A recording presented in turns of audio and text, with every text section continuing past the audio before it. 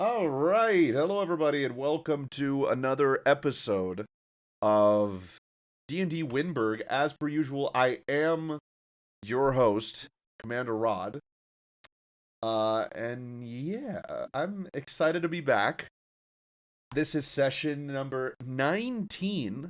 We're almost to the second the second 20. What the fuck am I talking about? The 20s. The second 20. That's not.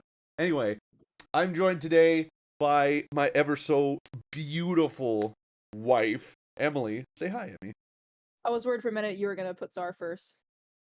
After all that introduction, this absolutely beautiful Czar. I was about to get jealous. Well, now I'm gonna introduce Czar first next time. So, uh, hi, Rowan.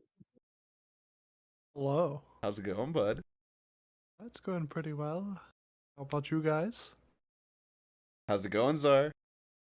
Hello, everybody. My name is Markiplier. Today we're going to be playing this little indie game called Five Nights at Freddy's, which has been heavily recommended by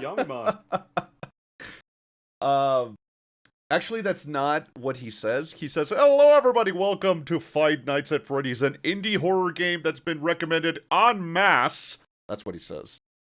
Anyway, You forgot about Yummy Mash. he doesn't say Yami Mash in the first one, Ah, or the first time he plays it at least. Um, yeah. How's everybody doing today? Pretty Good. good, honestly. Yeah, I took care of some errands, got some tidying up done, and I've been waiting to play D&D for a while now. Hell yes.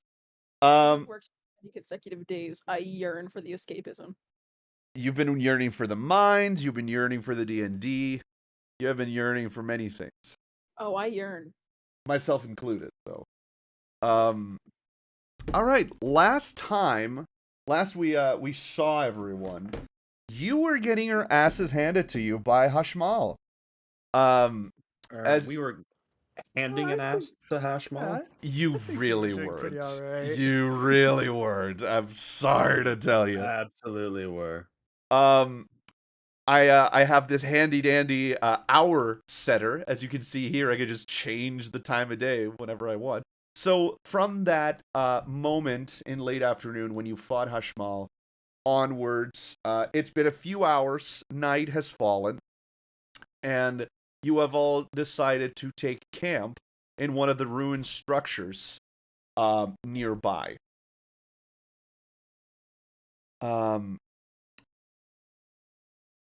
Ethel, you took first watch alongside Kirith at the top of this little place here. Now, the cool thing is, we actually have a 3D figure of Kirith.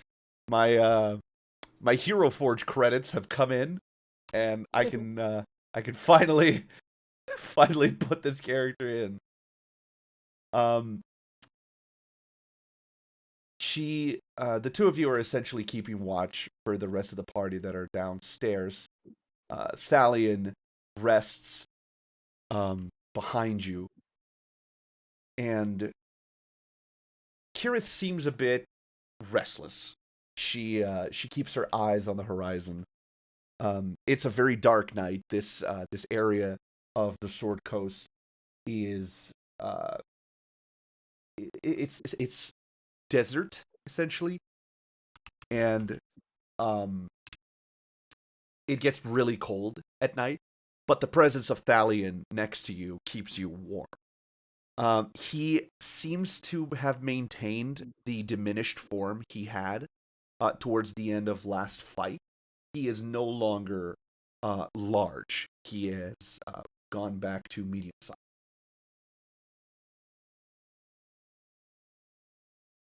My baby boy.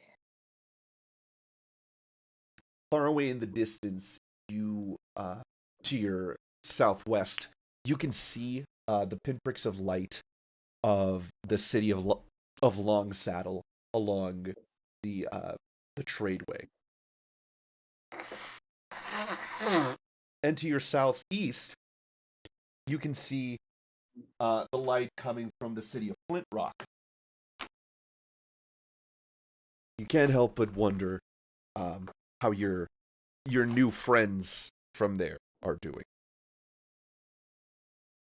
My gal pals. Yes.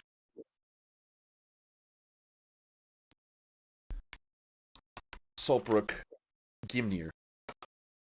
As the two of you sit, as the two of you sit by the campfire, you can't help but feel a new type of tiredness, an exhaustion that you haven't felt ever. This isn't just physical, this is spiritual, this is emotional. There is it's almost like the crash from from a happiness high, so to speak. There was an elation that you felt during your transformation, during that fight, but that is gone, and it is replaced by the regular ennui that the two of you would feel normally.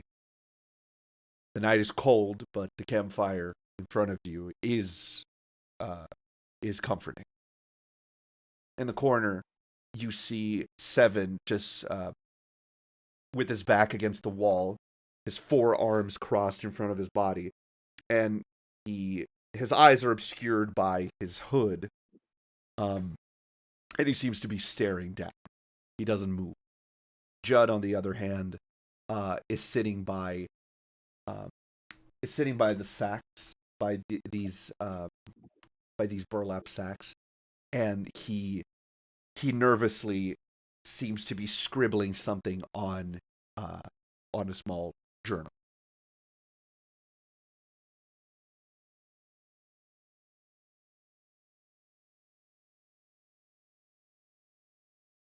Can my elf eyes see what he's doing on his paper?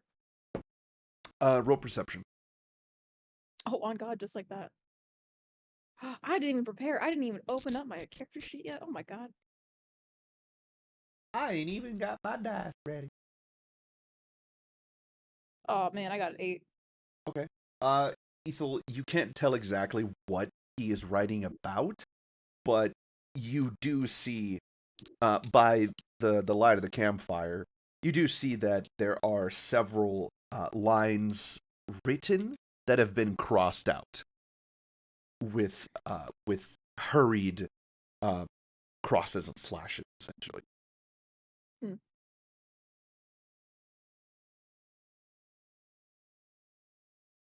Josiah, Gimnir, you're both free to interact however you see fit. This is a very calm moment. Man, I want to go to sleep. Like I could use the rest too. That was something else. I've never felt anything like that. Not this exhaustion, at least. I'm going to be quiet.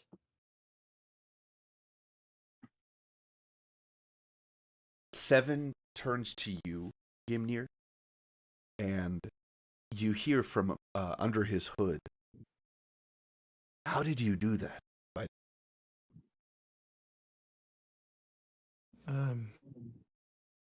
Well, it's a bit of a long story, I guess. I don't exactly know what triggered it this time, but it's something that comes out whenever we're really emotional, I guess. I don't know. I can't think about it right now. Give me like a day. Like crying, yes? If you're very emotional, it comes out. Yeah, we'll go with that for now, Seven. Okay. He turns over to you, Saltbrook. So, since Gimnir doesn't know, how did you do that? I'm too tired to explain it right now. Well, Ethel, you hear from below. How did you do that? I didn't. Oh, yes, that's right. I'm sorry. I forget. But can you do that? He kind of like shrugs and like even just like looks over at Thalion, but then looks back. It's like, I guess. He looks over at Judd and then at you, Saltbrook, and you, Gimnir, can he do that? Just gonna shrug.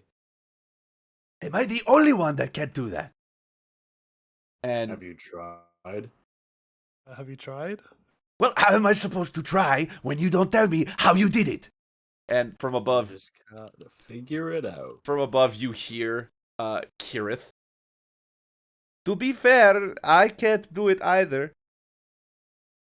Have you tried? I'm not about to try to figure something like that out by myself.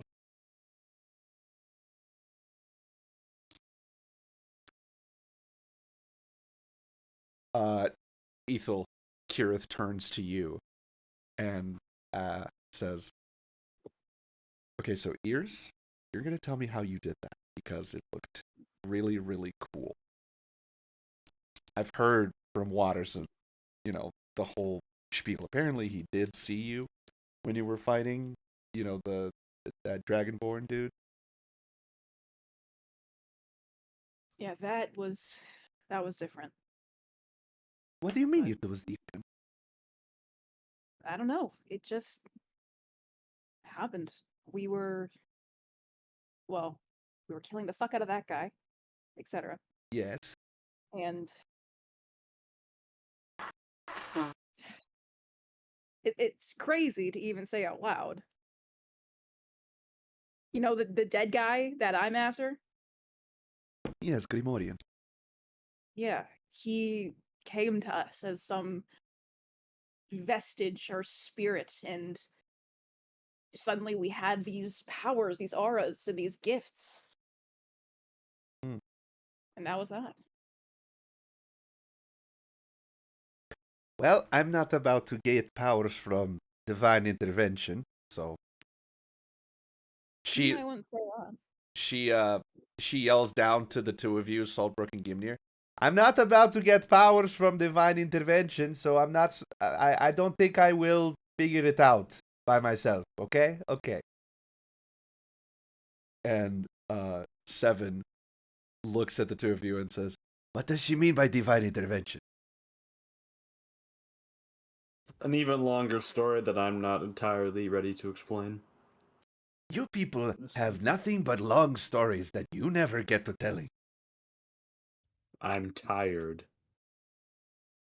Honestly, you can't really count on divine intervention. I thought you were a paladin. Doesn't mean I believe in the gods. That is weird. You are weird. And Do we he know moves what's in over. those sacks? Sorry? Do we know what's in those sacks by Judd? It's food. I'm gonna go eat some food and maybe nab some water from somewhere. Okay. So my ass is hungry and thirsty. There is water and food inside of these sacks you may partake in. Alright, I'm just Full gonna salt grab. brick. I don't think that bread is moldy. The moldiness gives it flavor. Saltbrook, as you approach the burlap sacks, you see that Judd is hurriedly going over what's inside them. And then he refers back to his page and he scribbles down more. And you can hear that he's muttering to himself. Can I discern what he's muttering? Perception, please. Perception. Ah! That's a 5. His ramblings are a bit incoherent. You just hear him go, and that one put it over here, and then it's not enough. Not enough. I'm telling them. Because that one and this one, I knew it. See, I knew it. I fucking knew it. I'm just gonna shrug it off and assume he's probably a little bit manic from nearly getting killed. And I will get some. Gimnir, do you want some food? We got any meat? Let's see. There is salt pork inside. There is salt pork inside this burlap sack if you want some. I've had worse. Sure, go ahead and grab me some, please. I'll grab some schmeat for the both of us and some water, and I'm gonna pull some I'm gonna pull some moldy bread from my backpack.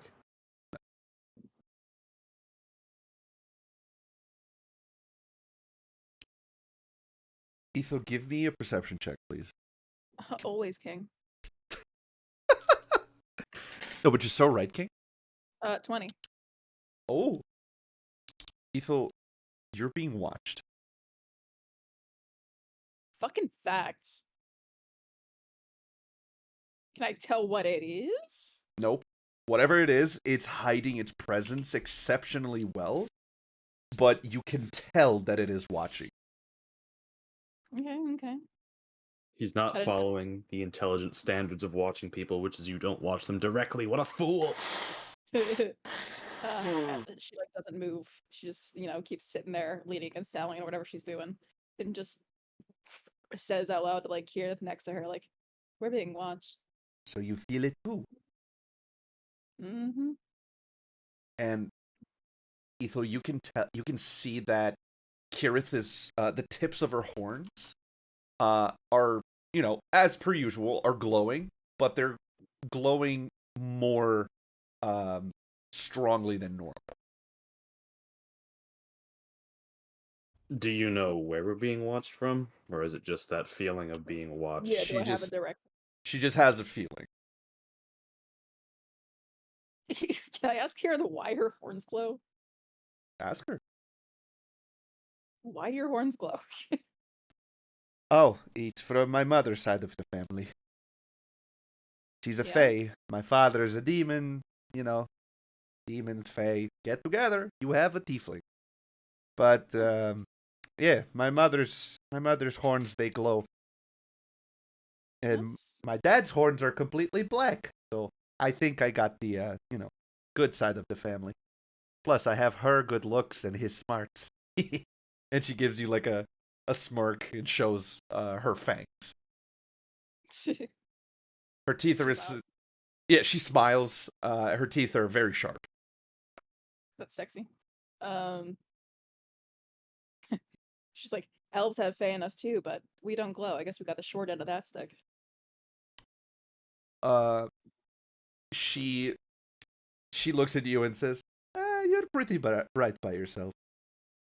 No need to glow." Aw.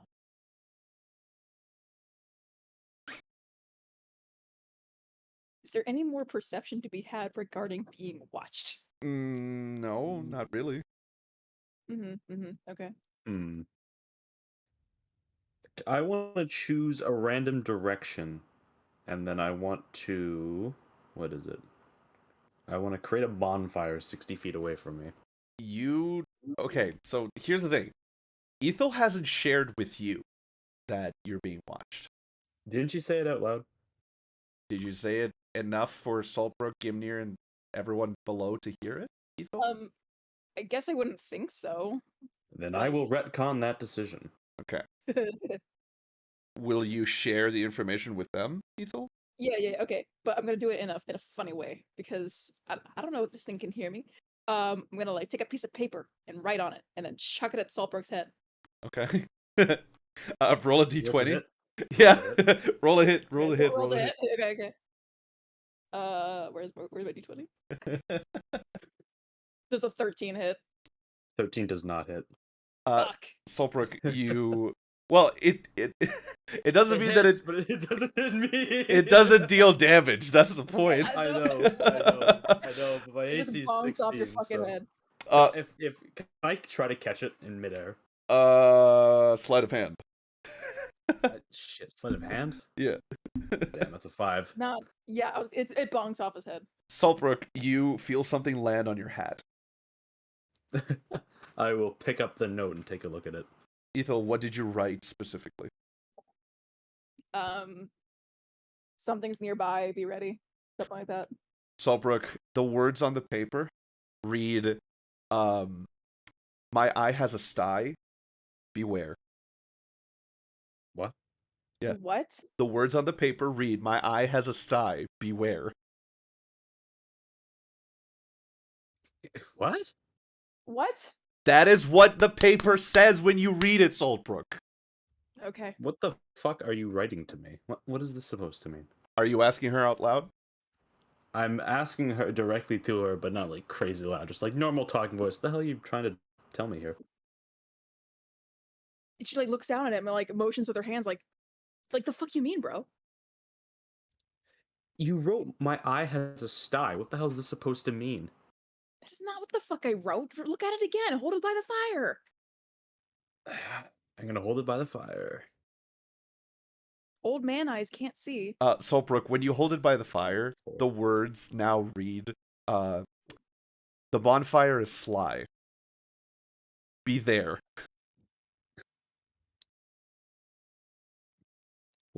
What do you mean the bonfire is Wait. sly? Be there. Are I'm you sorry. what are you writing? Does Josiah like canonically have astigmatism or like? No, that's not the point. It's a little funny. Sorry. Well, does he, Saltbrook? I do not have a sty. No. Okay, good. A sty and astigmatism are two different things. I don't have either. Okay, cool. I'm just heavily confused as to what the hell this is supposed to mean.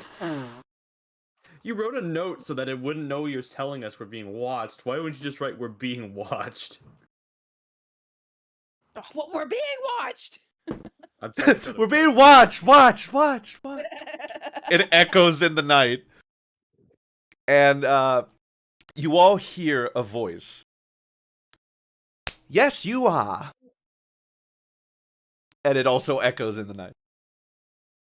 Who are you? You. It's not a matter of who I am, but what I am not.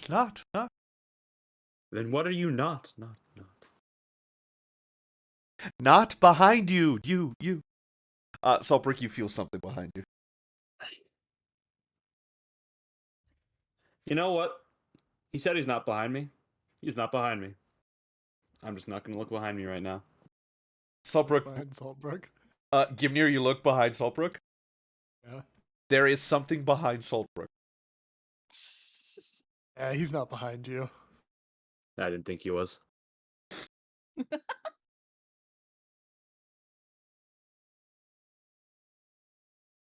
Can I hold on? Just to drive this point home, I'm going to. Can I minor illusion a mirror, like a hand mirror? Yes, I'd like to do that, and I'd like to use it to look behind me without turning my head. that will not work. Work? I'm sorry, illusions can't do that. Damn you! I know. I will not be doing that. That's funny though. Alright, It's a fuck fun it, idea. fine. Yeah. I'm gonna sigh very loudly, enough to make it echo, and then I'm going to look behind me in a very drawn out and slightly annoyed motion. Okay. He's right behind me, isn't he? As you turn around, Saltbrook, there's no one there. Asshole. I told you, you. Give me. Alright, well, I guess he was right. He did tell me. Like this isn't like a threatening presence, is it? Clearly not at this point. It's But yeah. you can't tell. Oh, well, fuck you. Judd turns around and his eyes are like wide as dinner plates, and he's just looking around, terrified. Alright, considering I'm still in severe pain, I will like to drink a health potion. Okay. And we have those goofy ones, don't we, that do extra, I think?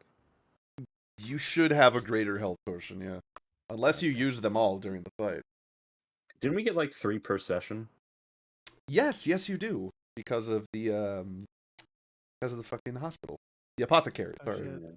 I've not been keeping Do they track about that. How long have we? They don't stack. They don't stack, but you have 3 at the beginning of each. Additionally to the ones that we've had since like the museum that you gave us. Yeah, those are fine. Yeah, okay, great, because I'm sitting pretty. Yeah, okay. We've done like, what, 4 sessions?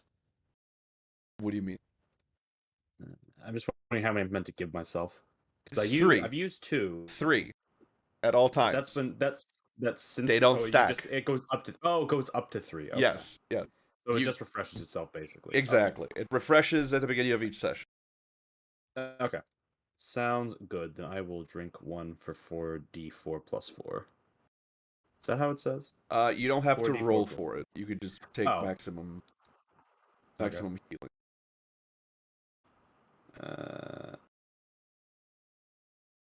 So 20 HP, basically. Alright, cool. As you drink the potion, it tastes like cherries. It normally doesn't.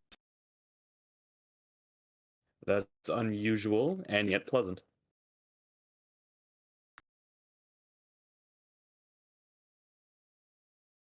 Like, are you people gonna do anything about it? Or am I just gonna be here playing to a audience that doesn't move? Move. You a We've had bard a or long what? day. Just show yourself. God, you people are annoying. From outside, you see that someone is watching you, Saltbrook. I noticed them there. Yeah, you see them. How far away are they from me? Standing there, you realize. It has to be this way. Oh wait. About 35 feet. Damn it, too far away for me to do a funny with my minor illusion. Oh well. It's like, I'm just gonna point and say, I see you there. Do you? Yes, I do. I At don't- least I see I don't- something that resembles something. I like don't you. think you do. Do. Well, then who's staring at me? I don't know. No. I'm not coming to you. Okay. Do you have something to tell us? Maybe. And what would that be? Why don't you come find out? How about you come tell me? Aren't you curious? Not really. I'm tired as hell. Okay, then go to bed. There's more people here. Well, now I'm interested in what you're doing here, so I can't sleep. Okay, then come What if you over in here. to slit all over I'm not going over there. You come here. No, you come here. How about this? I walk halfway, you walk halfway. No, come here. No, you come here. I know you can come here in under 6 seconds. I Or know a- you can too. You don't know that. Gimnir come in stands 6 up and he's just walking. He's just walking the way that Saltbrook is looking. Gimnir is just like, fine, I'll do it, just shut up.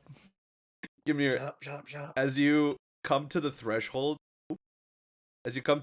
threshold of this ruin area, the person is not there anymore.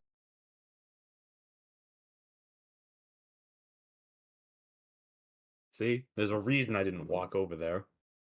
Sorry, could you repeat that? I was trying to explain something to Tess. Oh, Gimnir, as you reach the threshold, you realize that the person is not there anymore. Gimnir's gonna call back, yep, no one here, and turn back and go. Gimnir, I as told you say that, you hear a voice like literally right next to your ear saying, "Yeah, he's absolutely right. There's nobody here." Black pepper and water, and it's fantastic for skinning. Emily, Black do you want? pepper and water? Yeah, I can hear the entire video you're watching at me. Fucking sorry. I mean, we're playing D&D, man. I looked at my phone for 2 seconds. Sorry. I didn't think it was that loud. My bad. I'm just gonna just turn around suddenly because As you turn around, she's not there anymore. oh, remind me of a friend I have. What's his name? Shit to me all the her name is Kira. Her name? You got a girlfriend? She's my sister. You got a girlfriend? There's just going to ignore all further questions. I would like to turn to Kirith and be like, is that who I think that is? As you turn to Kirith, Ethel, you see this person standing right next to Kirith. A face you've never seen before. And you hear her say, Yeah, I think it is. And then when you blink, she's disappeared. She's no longer next to Kirith. And Kirith just pinches the bridge of her nose and lets out a sigh. Oh boy, there's another one of them. Come on, people! You're too slow!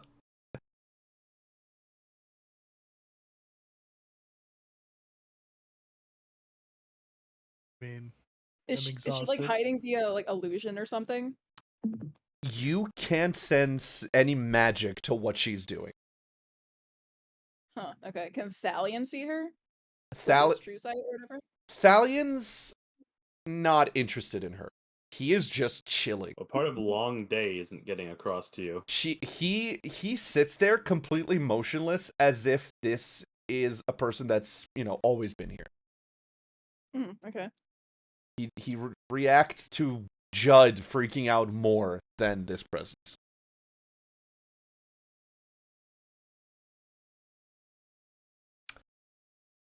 Ethel, you hear the voice asks, "Wow, how do you fly this thing?" And suddenly, on top of Thalion, there she is, essentially floating on top of your dragon. Does Thalion care? Thalion does not give a shit.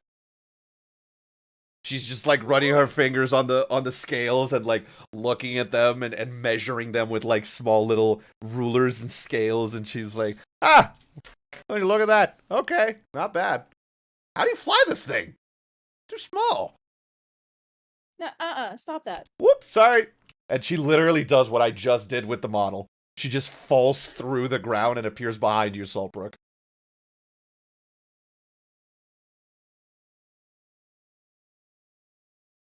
You turn around.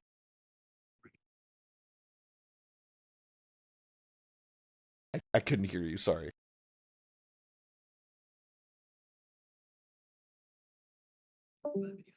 Whoop. There you are. Good. Do you turn around?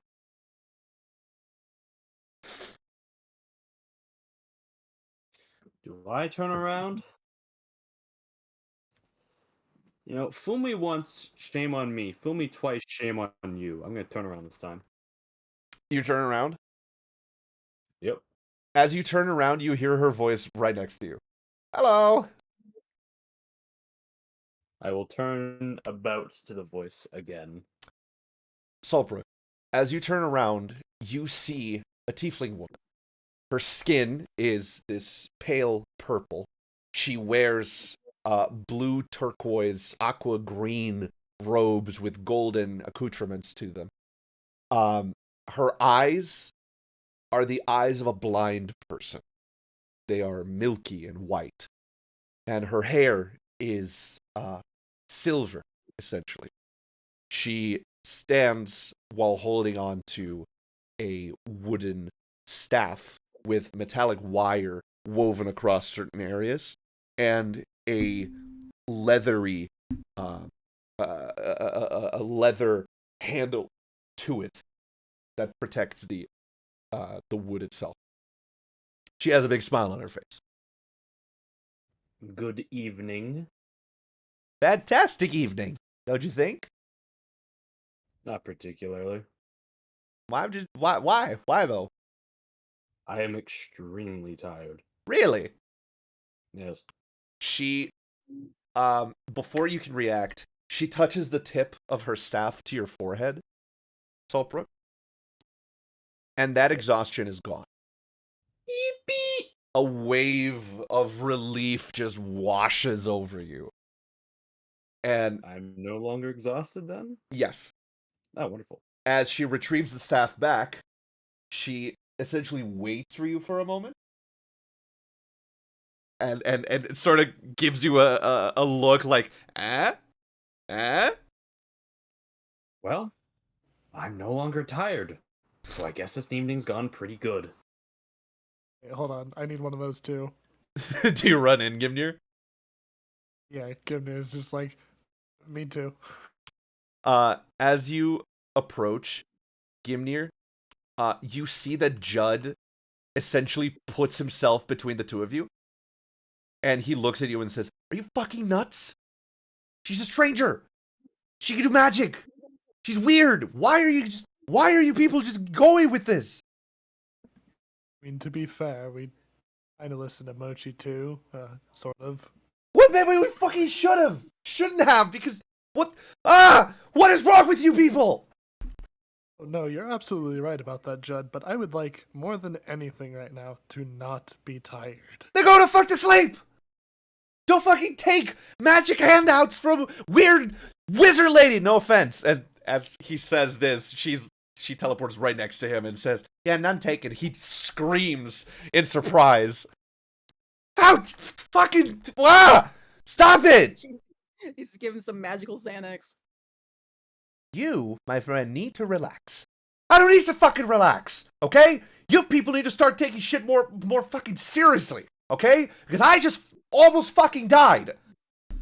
Yes, we know. We all almost did. You know what, Saltbrook? Shut the fuck up, okay? I have a kid.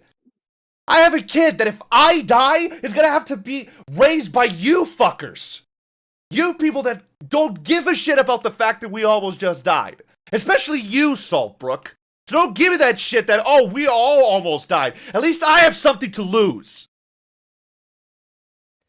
You may not know this, and maybe that's fair. But I have almost died more than once. It loses its fun after the second time. Boo fucking who? Do you not understand that I have something to lose and you don't, Saltbrook? Judd, it sounds like you want out. Maybe I do.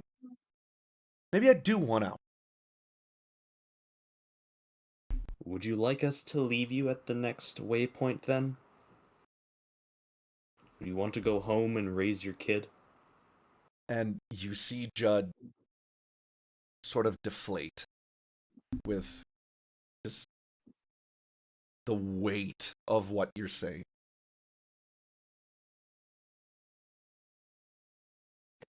I can't just raise my kid like this.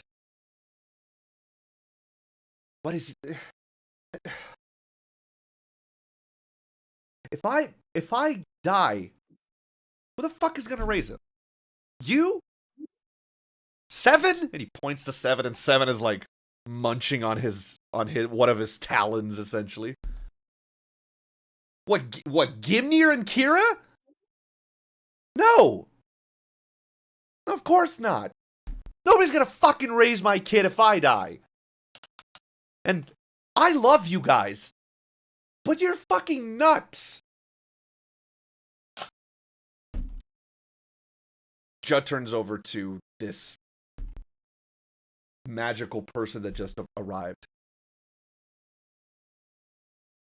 I'm done with the whole charade, the whole game thing. Who the fuck are you? And you can see that this woman is a bit, a bit awkward at what just happened. He's like, "Geez, man, I'm Mimi. I'm a member of the Outlaws of Physics. Huh? Never heard of that. Who the fuck are those? Probably know one of my associates, Mochi."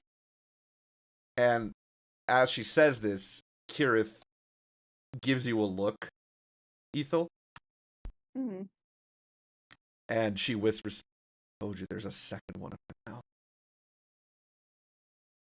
It was bad enough when there was only one."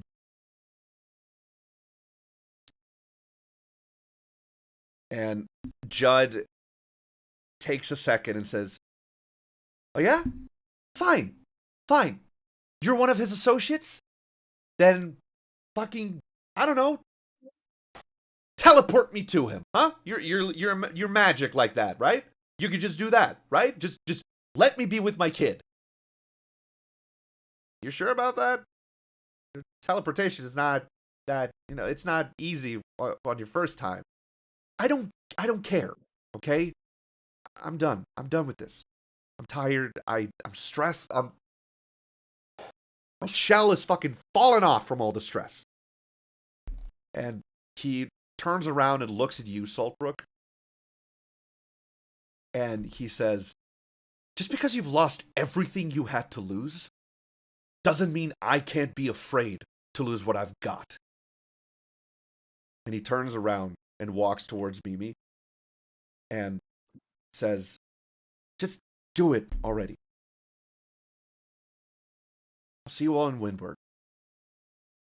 And she looks around at all of you, sort of waiting to see if any one of you objects to this.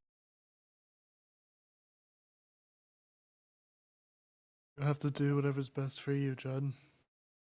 This Nobody else isn't- can get in this the way of isn't- that. This isn't about me, Gimnir. This is about Egson. This is about giving him a chance at a regular life. Frankly, I think that you're the best bet for that. Thank you. And I'm sorry, okay? I wish I could be of more use, but I'm not, okay? Judd, you What? made your mind up. Get out of here. Yeah, fuck you too, Saltbrook. And Mimi puts her hand on Judd's head, and in a flash of light, he disappears.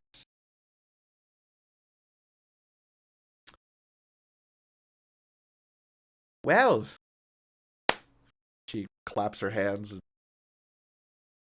That was rough, wasn't it? Or is it just me? It's not just me, is it? I It know needed he to be done. was one of our friends. Well, not everyone's built for this type of life.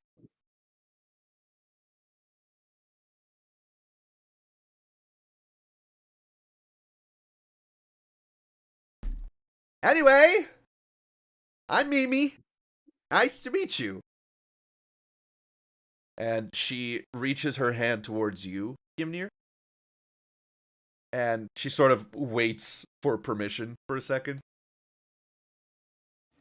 He holds his hand out for her. She touches your hand, and the same feeling of, oh, there's a weight off of your shoulders now.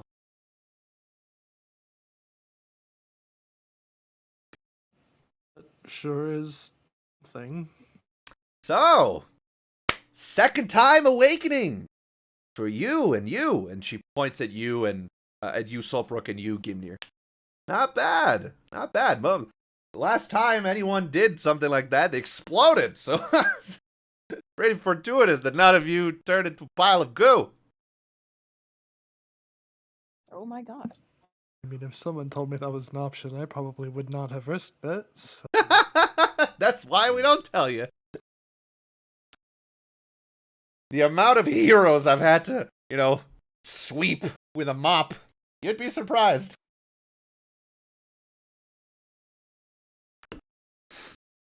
All right. And she turns around and she essentially floats up and begins to talk to Kirith. And you! I haven't seen you in a while.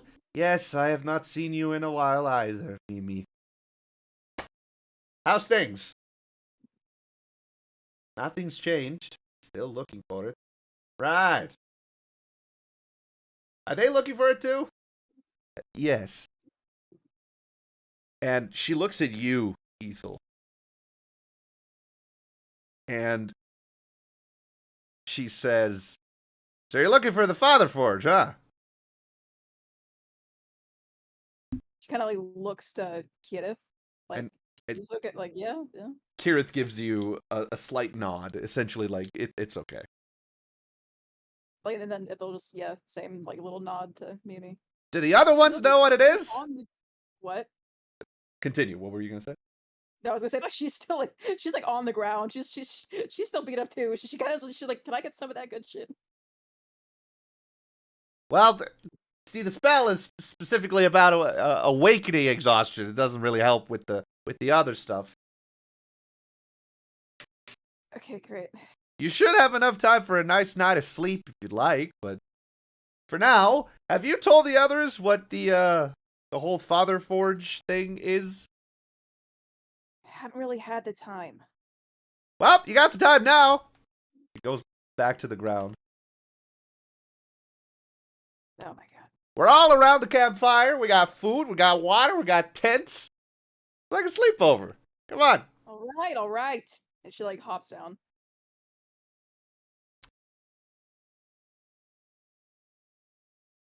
Kirith also comes down, but she climbs down the ladder.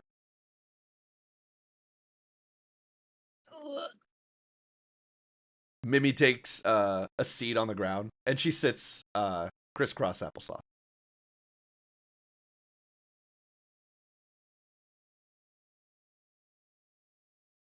Side note, I really like the little lighting, like on all the Yeah. figures and stuff. It- That's really good. Yeah. It took me for fucking ever to get it right. Oh, that's so nice. So anyways, what's this all about? I didn't want to get you guys involved, but since you're here, and she kind of like throws a look to Saltbrook, you all know how perilous of a journey this is now going to be.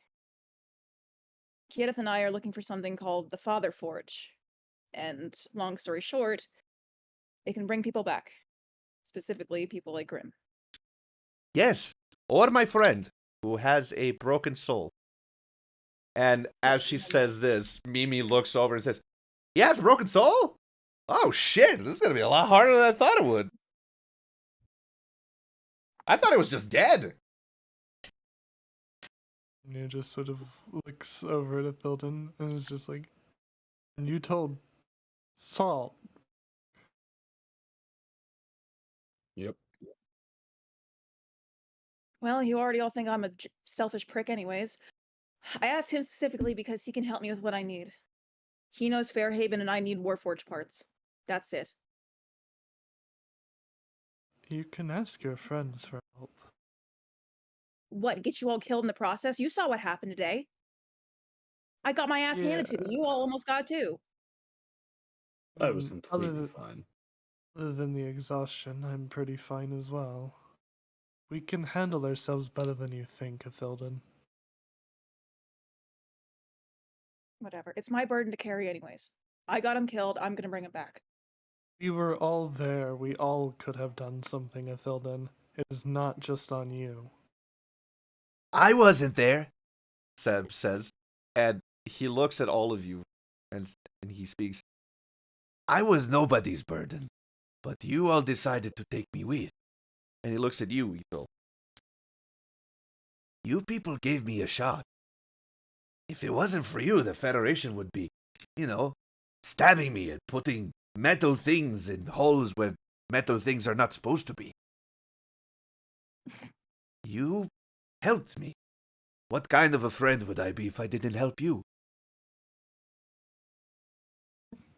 The Wyndburgh Wardens. Whatever we do, we should at least be able to do together. When you say Wyndburgh Wardens, you hear Mimi go. Sorry. It's just funny name is all. The alliteration. Thanks, came up with it myself. Figures. All right. Are you ready for some help? I am a wizard, you know. Get a feeling we don't have a choice. Oh, you do have a choice. I could just not say anything.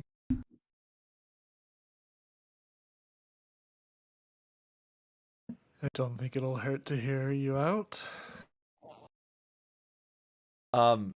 She steps forward and with her staff, she pierces the ground with it.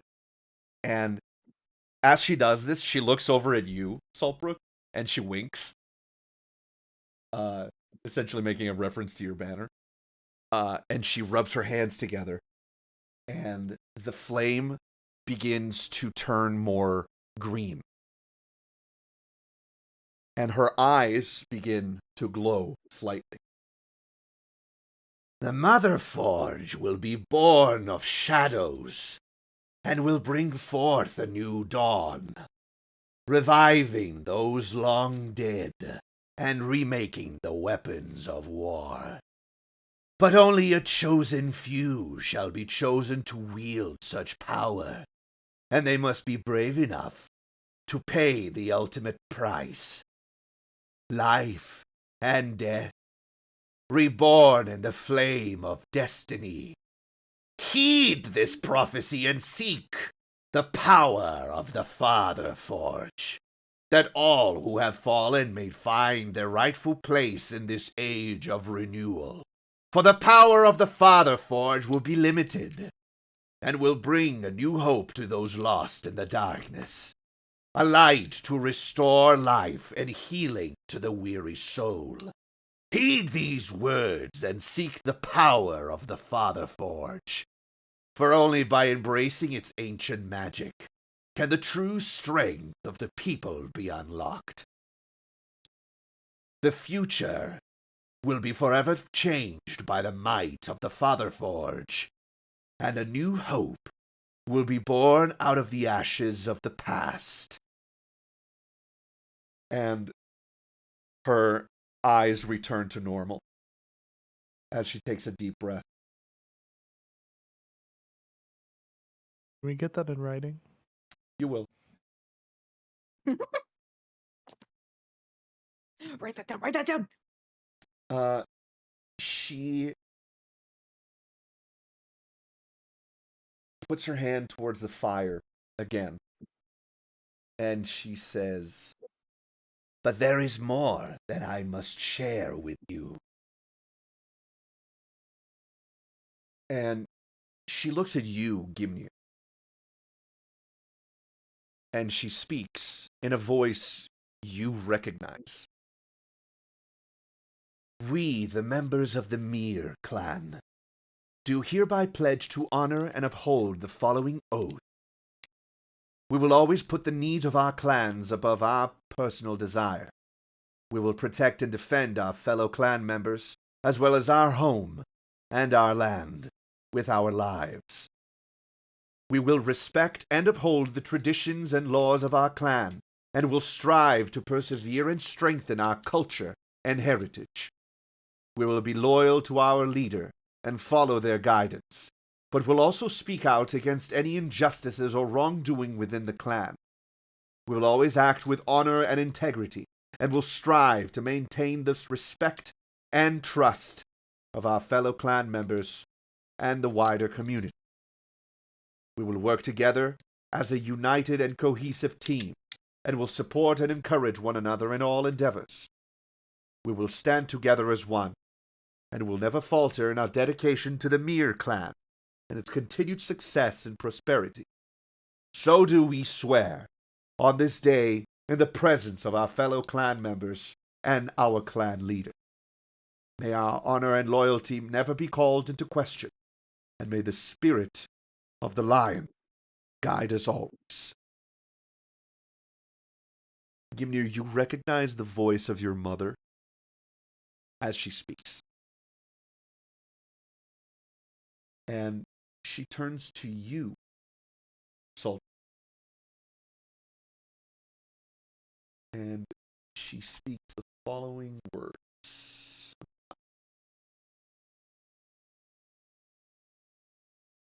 You.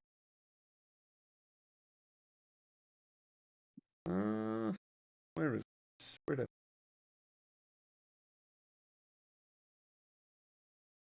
Have you ever walked out of a mall into Have I ever walked out of a mall?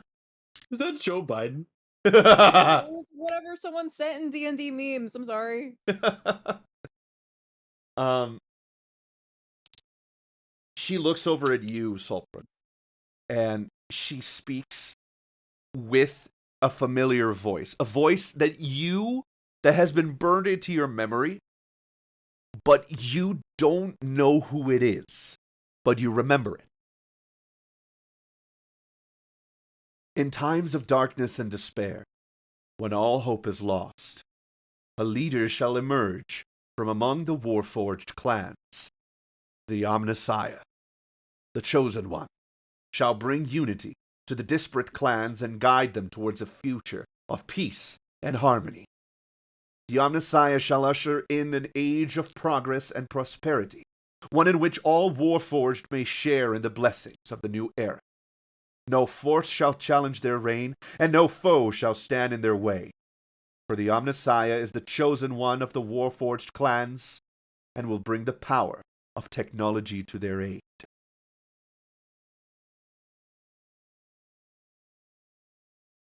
And Ethel, Actually, all of you at the same time.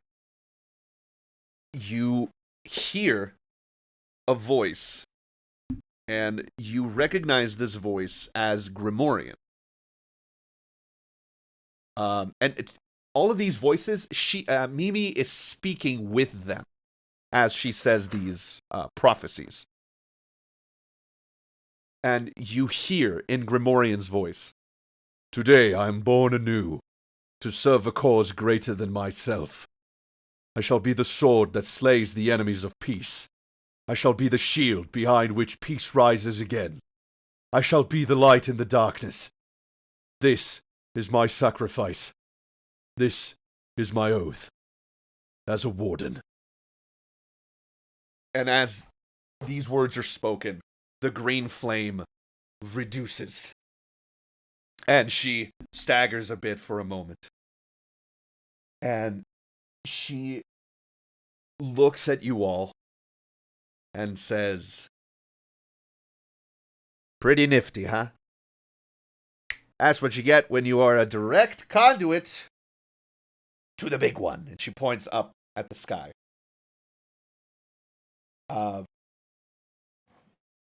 Gimnir just kind of rolls his eyes a little bit. And she says, "Here's the thing. Prophecies are pretty good. But finding someone who knows where the Father Forge is even better. I've had my eye on this one for a while now. And just like Mochi has been dealing with you heroes and your destiny and your fate and all that good stuff, I have my own heroes to look after. And I'm going to need you to get me a couple of them. Just 2. There's a few others, but 2. You'll meet the others along the way, probably, eventually. But these 2, I'm gonna need you all to do me a solid." And cool. Come in. Sorry, Paco was starting to get up. She says, "Far from here to the east, over by the high ice. I'm sure some of you have heard of it. The high ice is essentially the largest mountain in Faerun. In the Sword Coast, and it is directly to the east. You could see it if it was day. But it is night, so you can't see it right now. And as she says this over to the east, you realize that Seven looks over at you guys and says, "I felt the presence of others like me to the east. Might be worth going that way." And she says, "There are 2 there in the high ice. One of them lives there. The other, not so much. You'll be looking for these 2. One of them is called Celestine. She's a tall, really beautiful, strong woman, blonde, has these piercing yellow eyes. You can't miss her. She's roughly 8.5 feet tall. As for the other one, he's not so easy to talk to. He goes by Slayer these days. Always wears full armor. Apparently he never speaks. If you can find those 2, Celestine supposedly knows where the Father Forge is. She's a member of a group that keeps the location secret. If you can find her, and by definition, Slayer as well, you might be able to find the location of this Father Forge."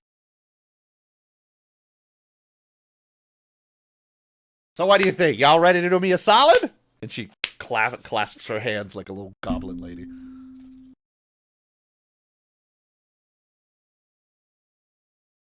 Suppose that depends on what that entails. Well, you're going to have to go from here directly east, which means you're going to pass through the demilitarized zone that they're setting up for the Kingdom of Sylvania and whatnot. You guys had something to do with that, right? You guys were responsible for the whole thing? If your I don't remember, opinion I on wasn't it is there. favorable. What'd you say, Gimnir? I was going to make a joke and say if your opinion of it was favorable, then yes. If not, then no. We had nothing to do with it. Anyway, you keep going east, you're gonna pass through the demilitarized zone, you're gonna go into coalition territory.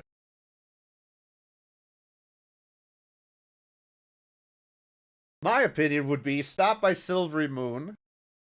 And she looks over at you, Ethilda, and says, or Flint Rock, if you prefer. Stop by Flint Rock or Silvery Moon, and then from there, head on out east. You should pass by the town of Ascor. And then finally, Hluangadath, which is on the base of the mountain. Keep following east, up the mountain, and you should reach the high ice. There's a village up there. Supposedly, that's where Saint Celestine has been trying to converse with Slayer.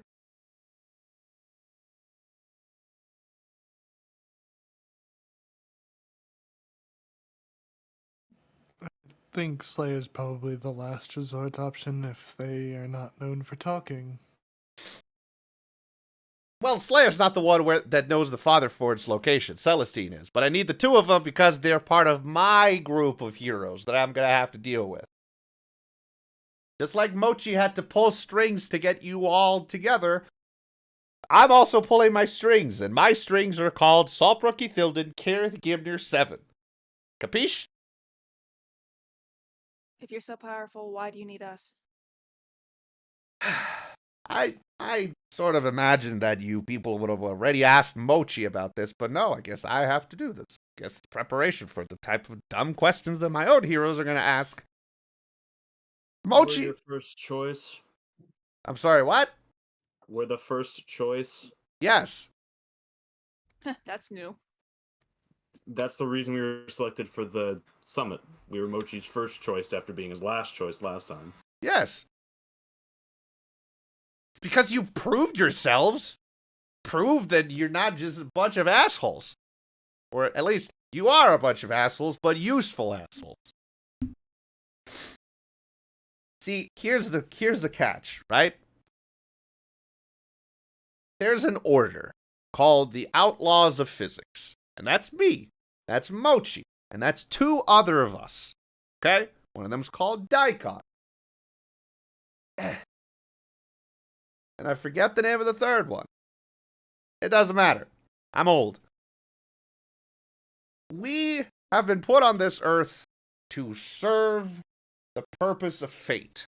And fate is decided by, among others, a specific god. We work for that god. Are we all powerful? Yes, but things still have to happen in a specific way. And we make sure of that.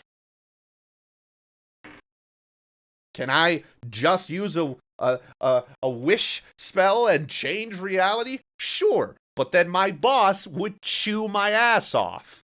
And I'm not about to do that. Kinky. Yeah, you would know. So,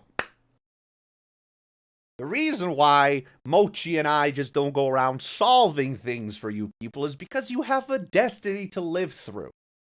This story of yours has to be lived by you. Otherwise, what's the point? Otherwise, you could just be like Judd and go back home.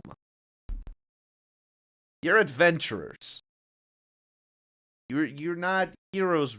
You don't fight evil and go on adventures because you are heroes. You want to go on adventures. You want to fight evil. You choose to do this. And that makes you heroes. Every single one of you. So stop being idiots and actually go do something heroic for once.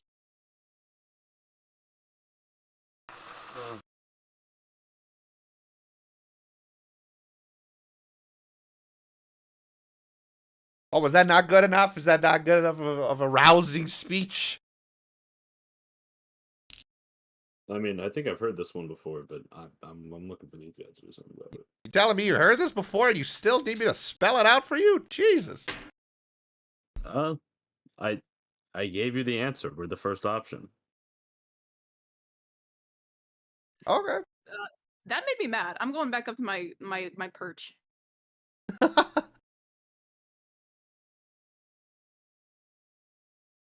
Fucking don't talk bad about Judd.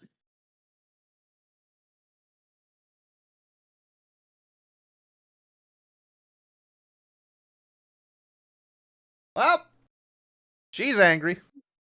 Anything new? No. Same way the world is.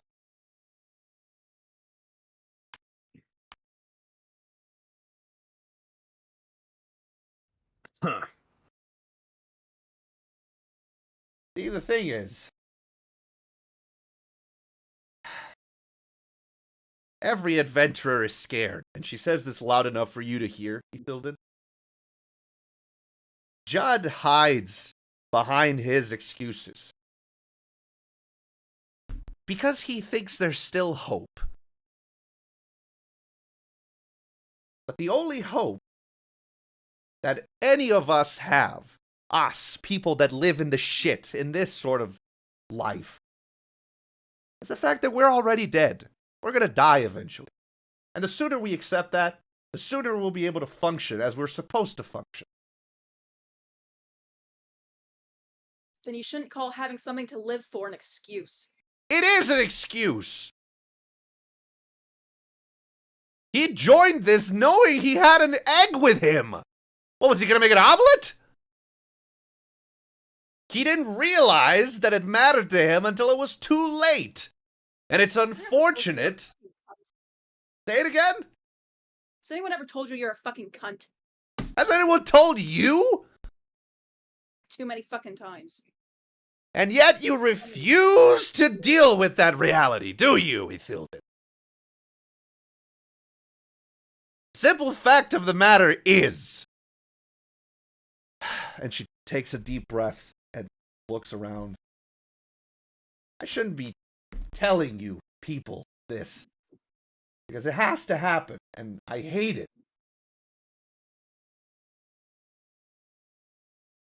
There's war coming. You could try to stop it, but you won't. And it's going to be for nothing in the end. People are going to die. People are going to suffer. The land will be scarred. And the only... I'm gonna raise my hand and say, called it. Yeah. Hilarious. The only way that any of that is worth all of the destruction, all of the death, all of the suffering, is that people like me do my job. And my job is to get people like you to do yours. Do I enjoy having to deal with the fact that I can't prevent hundreds of thousands of deaths from coming? No, I don't enjoy that. But I know what my job is, and I do it, because if I don't do it, all of those deaths will mean nothing.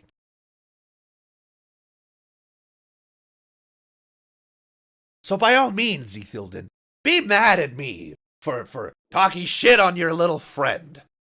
Be angry. At least your anger can be used for something. Your excuses cannot.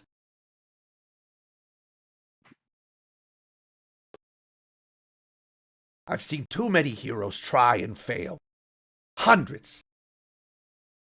You're not the first ones that I talk to. What, you think, and she looks over at Kirith, you think you were the first ones for Mochi? And she points over at Kirith. The Sentinels of Adun were the first ones. Ask Kirith what happened to the rest of them. She and Watterson are the last two remaining. The others died horrible deaths. Deaths that Mochi couldn't stop.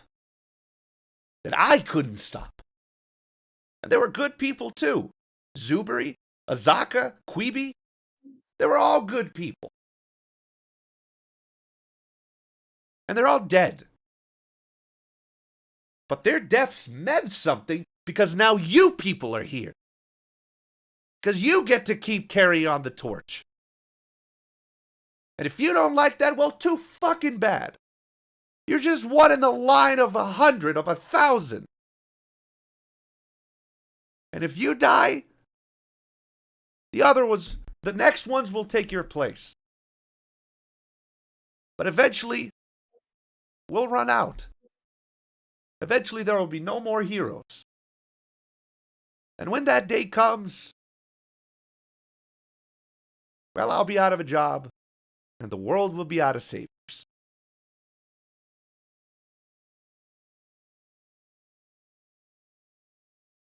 Judd is lucky, really.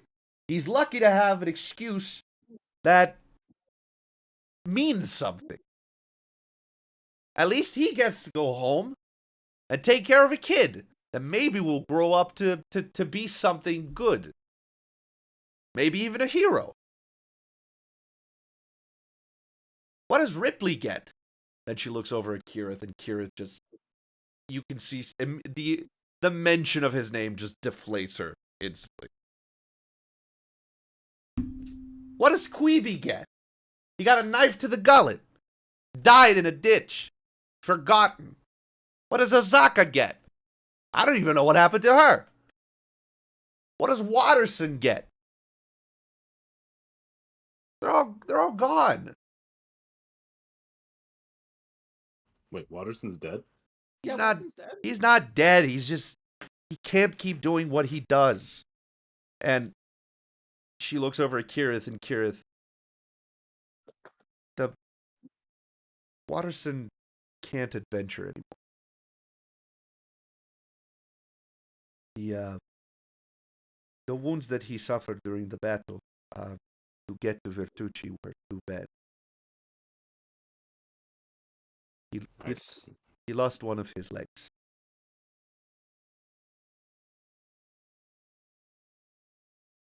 I see. Now he's a cleric in some town, healing people for money.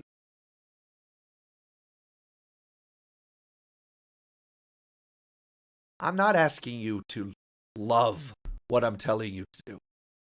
Hell, I'm not asking you to love what Mochi is telling you to do. And yeah, we are abrasive, we're loud, we're annoying sometimes. But after you've been doing this for thousands of years, and you've seen the shit we've seen, and you've lost the people we've lost, sometimes it's better to just live like you might not have tomorrow. So, that's my sermon. That's the talking to that I can give you. The best I can do is point you to the next place you have to go. I don't even know if you'll make it. I know the function each one of you is supposed to have. I know the destiny that awaits you. But sometimes destiny waits forever because the person that's supposed to be there never makes it.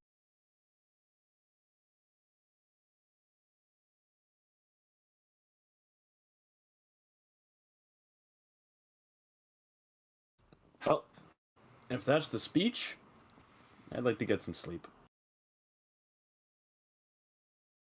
She takes a step back from the fire. And she says, "The power that Bahamut entrusted to Odin. It may seem like too much right now. But with time, you may come to master it.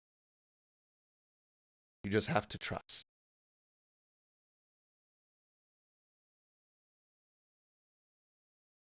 And she looks around at all of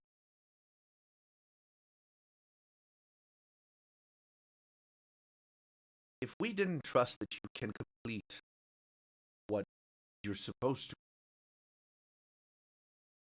we would have already found a new hero.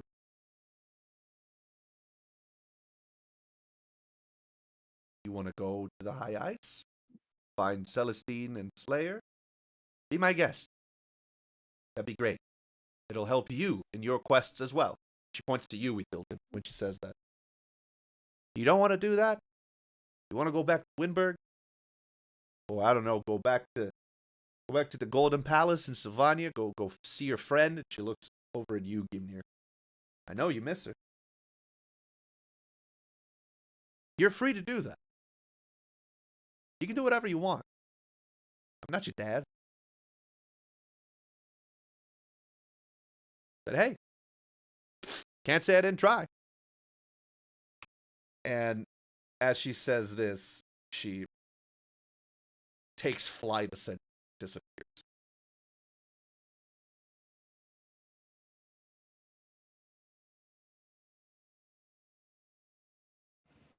I think I'm also going to get some sleep. That was kind of a shitty speech, and he just goes to the tent.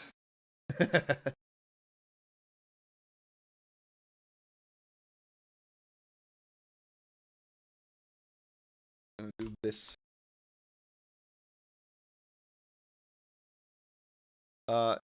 Ethel, as Mimi essentially disappears into the distance, you see Thalion looks up at the direction that she went, then puts his head back down to rest.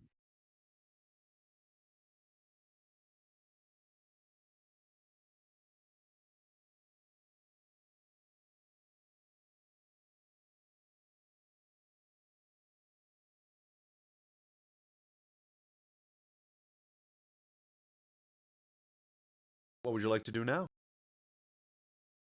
Go to sleep. Yeah, go the fuck to sleep. You going to sleep too, Emmy? Yeah. All right. Where would you like to sleep? On Thalion. I would think.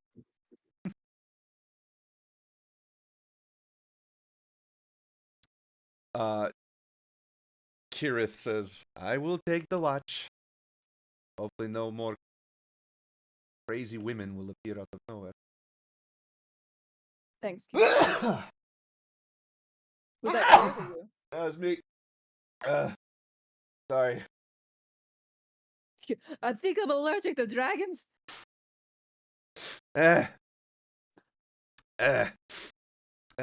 think I'm allergic to other tieflings. The night goes by without much incident. You all take a short rest.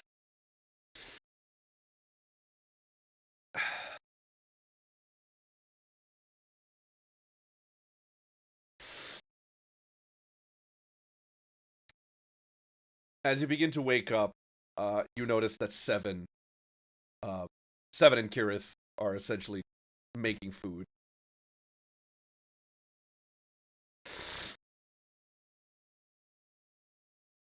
Everyone had a short rest. So.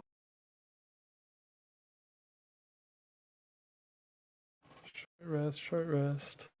I will heal 12 points of HP. Nice. And spells. Spells are all good to go. All right. All right. What would you like to do from here? Healed 13. Go. So what we were given options here. What were our options again, Rod? Go to the place to go find Slayer and Celestine, or Yeah. You can to Grombob. you can head out towards the east. You're currently over by the Cerberin Hill near Longsaddle. The high ice is in coalition territory to the east of the town of Ascor, north of the plain of Standing Stones. It is the huge, gigantic fuck you mountain in the Sword Coast. Oh, also, Rod, question: how have my trade routes been doing? It hasn't been long enough. Ah, That's the whole thing. ah, The peace summit was 2 days ago. ah, ah. Okay. No, actually, sorry. No, that is absolutely incorrect. Mm-hmm. That is incorrect because it has been roughly 5 to 6 days. It has been a week. Aha! Yippee! It has been precisely a week since the peace summit. Since it took you guys 6 days to get to where we are right now, and we spent the night sleeping. So you fought Hashmal yesterday, and before that, a week earlier, it had been peace summit. Cool, awesome. Your trade route, Saltbrook, you have no idea because you're in the middle of nowhere. Damn. I know how they're doing. I have them here marked down on the pages.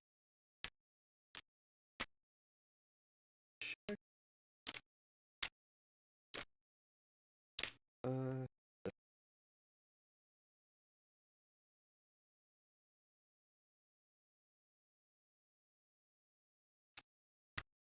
there it is.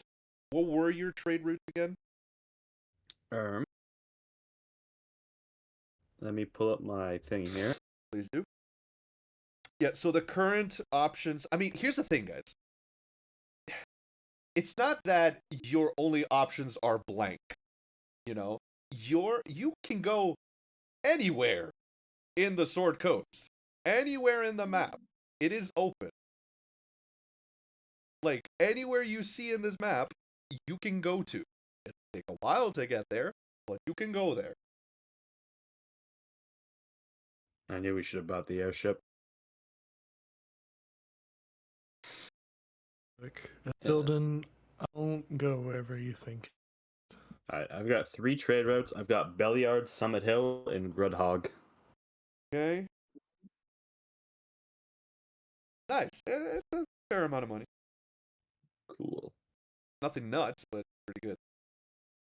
Let me get a better map.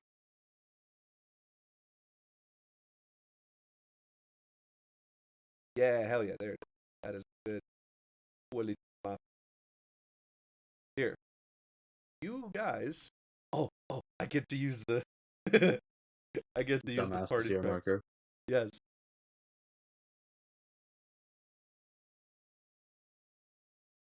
This is where you are right now. Do we still have those horses? Yes, you left the horses by the entrance of this ravine down here. Okay. Yeah. And then where were we meant to go? The high ice is this. Oh shit, that's a long way away.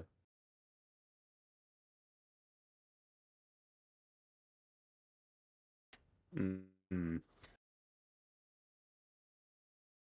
Kira Maybe is we should- right here. Okay. Judd is off in Wyndburgh. Well, Judd's off yeah. at wherever the hell. Judd is headed to Wyndburgh. Maybe we should hit Flint Rock because it's so close, and honestly, I'd like to go someplace and maybe buy some things. What do you want to do? So he suggested to go to Flint Rock, maybe buy some things, and then continue east once done in Flint Rock. Where is Honestly, Flint Rock? Still have those people there. Where is Flint Rock? Flint Rock. Okay. Yeah, we can head towards Flint Rock then. Excited, Emmy? Yeah, Get to see your girls. my girlfriend. Your girlfriends. All right.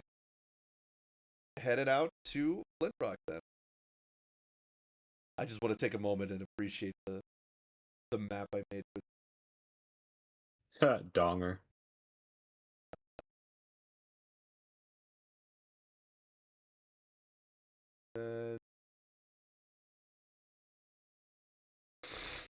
There we go. Now we just have to load everything. We're professional. Absolutely.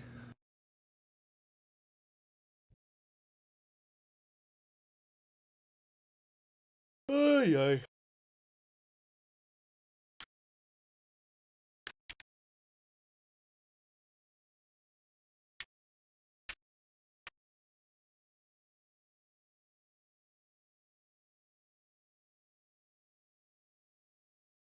You guys are headed there.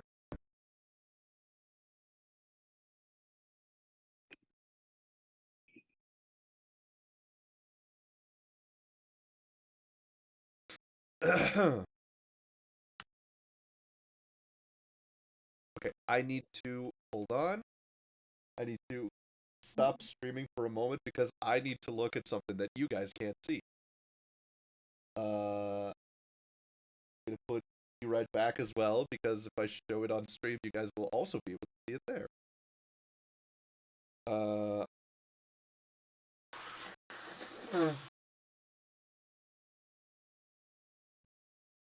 Because you see, there are moving pieces to there are 125 moving pieces to the world right now, and I need to make sure where they fucking are. Jesus Christ, Rod. Yeah, I don't play around. I gotta take a piss, so I'll be back in a minute. Yes, go for it. Yeah, if anybody wants to take 5 minutes, do it now. I have to piss, but I also don't want to get up. You should get up, piss. Shut up. How dare you be reasonable? Exactly. Alright, whatever. Piss on? Alright, let's take a look at this. Wait.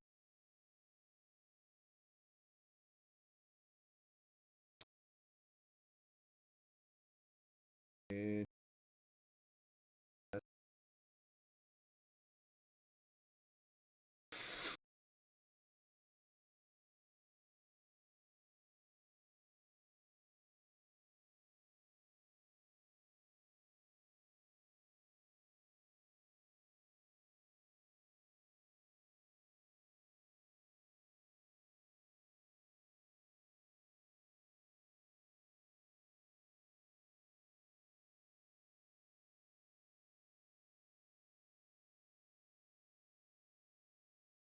okay.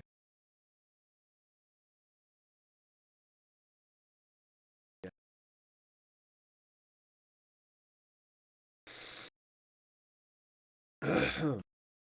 Cool, awesome. Very excited. This.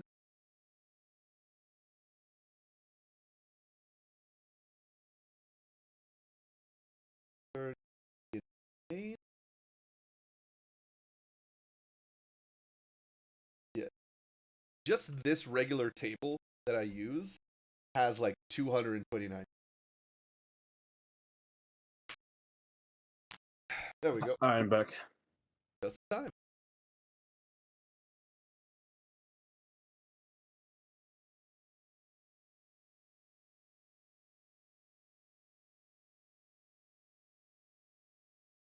Dun, dun, dun, dun, dun.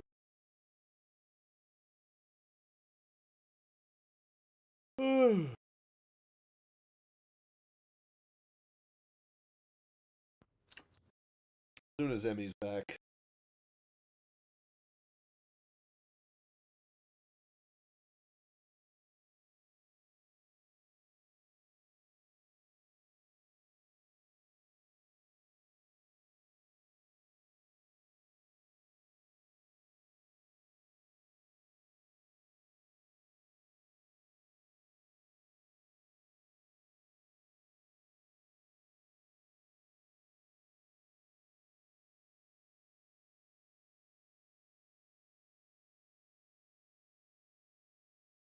I do love some of my pictures. Why is there a fucking Carnifex? What the heck? Where? Where? Oh, like this one? I mean, that's a Swarm Lord, but yeah. Where's the Carnifex? There is no Carnifex.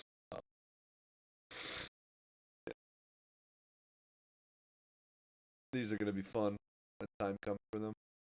Remember this one, boys? I hate that Icky. thing. Yeah, it hates you too with a passion. Man, the Swarm Lord's $70. I can have it here for free. That's Look, true facts. I'm making money. Although, you know what? The Termagants are actually really fucking cheap for that many units. Damn. $41 for, what's that? It's for 12. Not bad. Zoanthropes. Grr.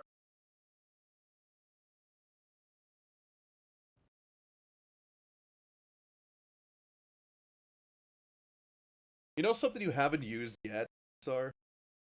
What? The cards I've given you. I know. I keep thinking about it, but I haven't found a use for them yet.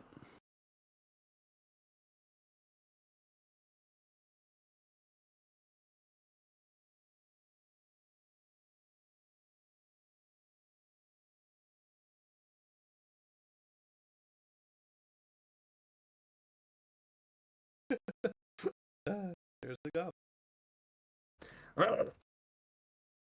Little nurglings. Yeah, but I can create that.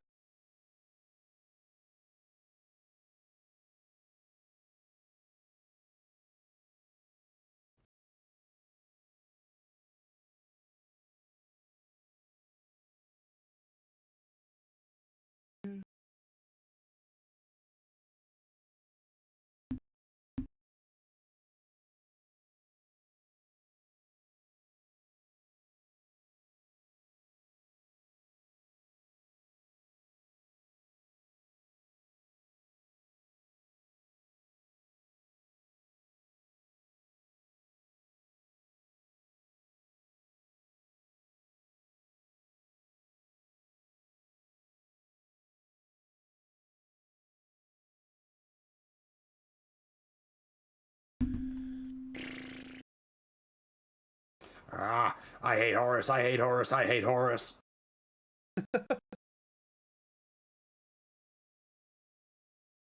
I do have some like cool Space Marine stuff. Space Marine. Oh. Space Marine. Uh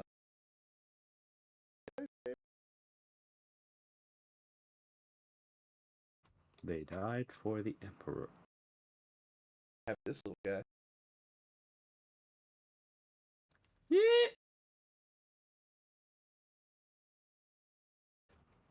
Oh, hell yeah.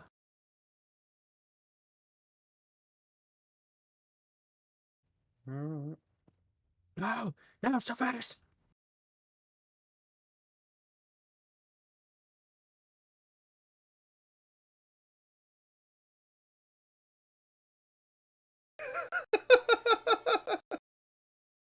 Oh man.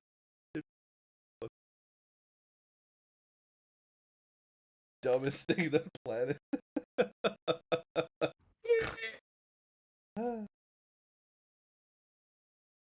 I got that Adeptus Sororitas stuff too.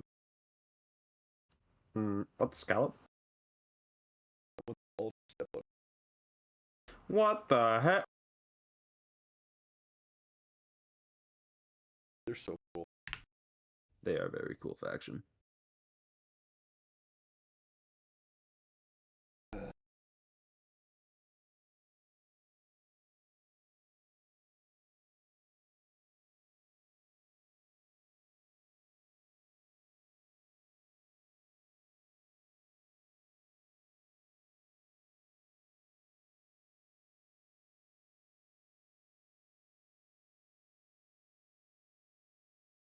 Oh, there it is.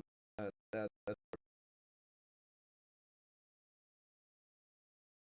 yeah, they are.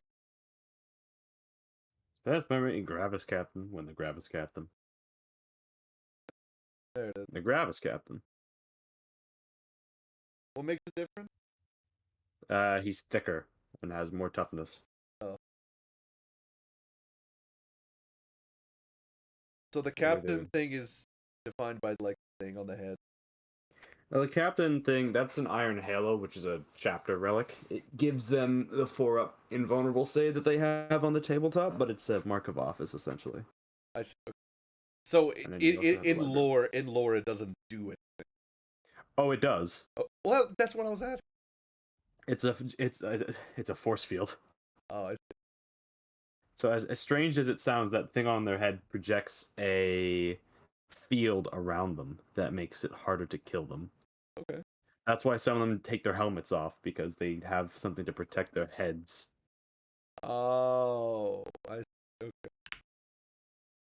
It's called an Iron Halo, despite it being gold. Yeah, fair. Iron can be golden colored. Nuh-uh. Yeah, huh? Nuh-uh. Also, Nuh-uh. someone put the lizard men in. They're really good for this. For the 3D scans. Yeah, they probably do them with Lumalab. Probably. But yeah, so the Iron Halo emits a conversion field, What is that? which it's like a power field basically. Mm. It's pretty much the Iron Halo has conversion field, but it basically just like affects kinetic energy into harmless lights. So if you fire a bullet at someone, it turns that bullet into just light. Itarugiru, thanks. Emmy, where are you? Itarugiru, hey. God, so cool, man. Look at this shit. Tell me that's not the coolest fucker you've ever seen. The fucking T-Rex with a railgun. Rail gun. Can I give my Anki a railgun?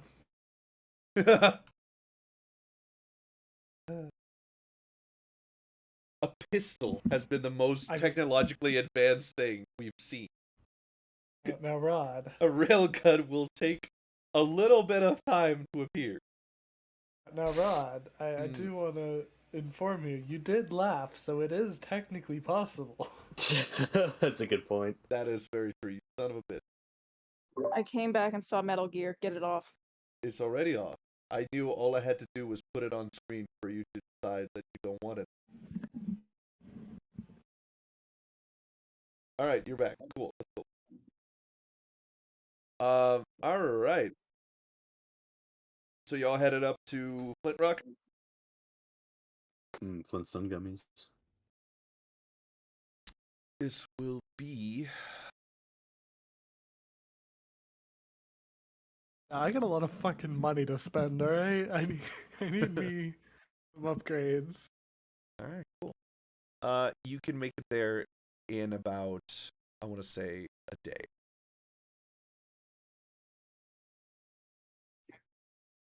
As you all pass through the Federation Great Road, you still see people walking on it. This is a massive migration. And Ethel, you finally see the amount of people that are passing by this. You on your way to Flint Rock, you essentially kept to the shadows and stayed out of sight. But here you are able to finally see just the sheer size of the massive people that are taking the Great Road towards the west. You find your horses. And you are able to ride them. The only problem is that Kirith does not have a horse. Yes, she does. Does she? Valka. Mm-hmm. You're riding on Thalion? Oh. I guess not. Don't we have a spare horse from Judd? You do, yes. There you go. There you go. Yep, it has a horse. What was the name of the horse that Judd had? I don't know. Their Horse. It was just Horace, wasn't it? Yeah. This is your horse. Horse. Yeah, but it's spelled like this. Hold on. Yes, that's it. Yeah, that's I forgot. yeah. So you mount horse, and you begin your journey down towards Flint Rock. Upon exiting the main ravine, you see that a couple of people from before seemed you guys recognize one of the people that was on the trail yesterday. And one of them stops and looks over at you, Saltbrook, and says, "Ah, would you look at that? I didn't think you were going to survive that. Good for you, mister." What? He was one of the people that you saw on the trail, on the way to Flint Rock, that saw you guys headed over towards the Serpent Hills. Well, I don't remember, so I'm gonna do what I'm meant to do and just smile and wave.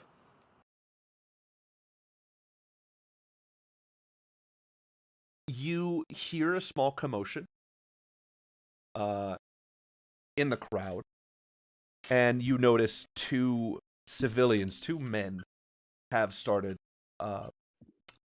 brawling, essentially. He's biting his little toy. So there's like a little whistle going. You see these two men have started to brawl. They're on the side of the road, and they're just going at it, just grabbing each other by the collar and.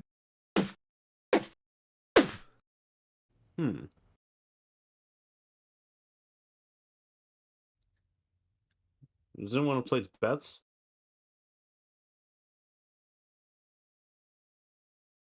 Yeah, what do the men look like? We got like a. There's a tall one and a fat one. Ooh, my money's on big, like, fat boy every time. Kirith looks over at you and says, "I don't know." Cool. Jesus. Kirith looks over at you and says, "I don't know, Ears. I think the lanky one has this." And she puts down two gold coins on the ground. Go on. Oh, like we're stopped? Well, you're essentially on the side of the road. I'll throw 2 coins down to match. Do you stop to watch the fight?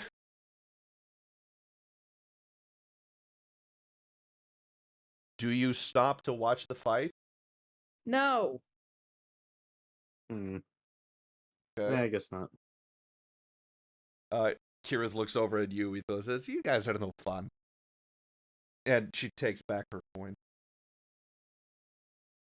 You hear the fight still going on in the back.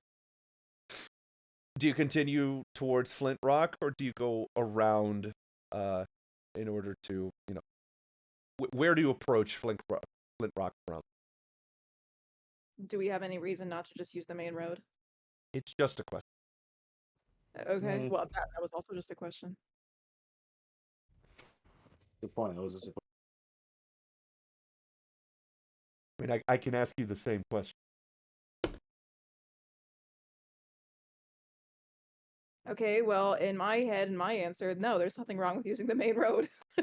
Okay, therefore you would say? We're using the main road, guys. There you go. As you approach Flint Rock, give me perception checks, everyone.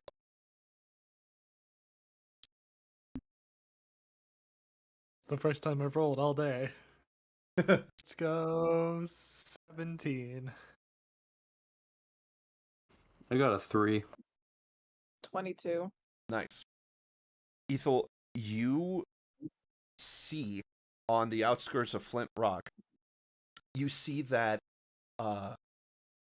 there is a division of Federation soldiers. This is more soldiers than you've ever seen in one place.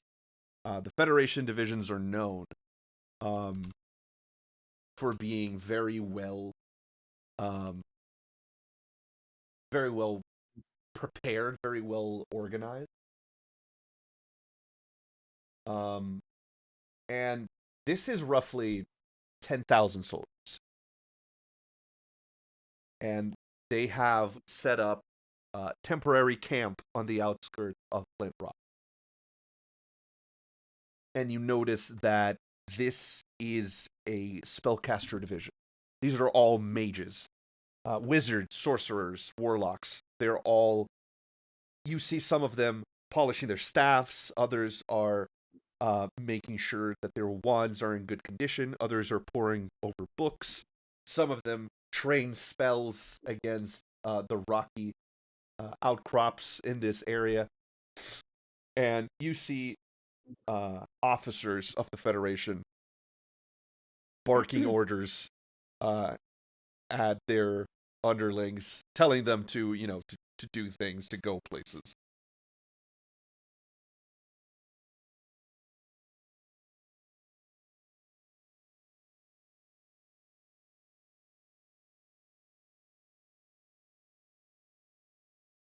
I mean, think we maybe haven't. We should keep our heads down. Yeah, I mean, we haven't. It'll be fine. Okay. Do you approach the... So, I've already showed this to Ethel, but you guys, this is the first time you get to Flint Rock. Flint Rock is a large, circular, walled city. It stands high up on a hill that overlooks the Evermoors. And this particular city, it the way it works is that it essentially rises as you go in. It looks essentially like this. You have the walls, you have the main gate over here, and on the battlements, right? If you looked at it from the side, this is what it would look like. The battlements have regular castle sort of stuff, but also they have these wooden shacks that seem to be on top of themselves, sort of just like, you see houses that essentially crawl over each other to be on top. And off the sides of the battlement, you see what look like streaks of liquid that have sort of eaten their way through the rock from multiple uses every single day for what might be hundreds of years.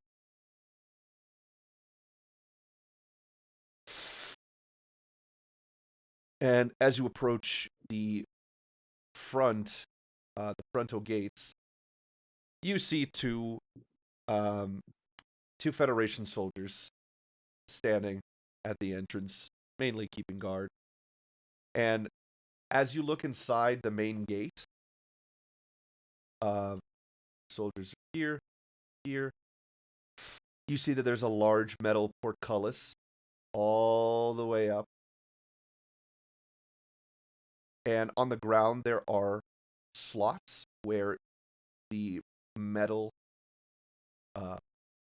spikes of this portcullis slide into. And on the way in, let's use this for perspective. You notice that the houses and small buildings are touching completely. They are back to back to back to back to back to back.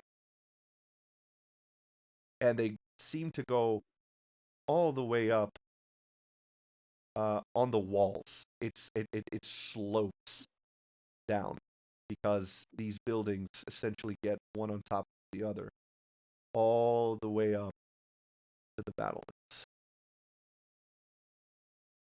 This is an extremely crowded city.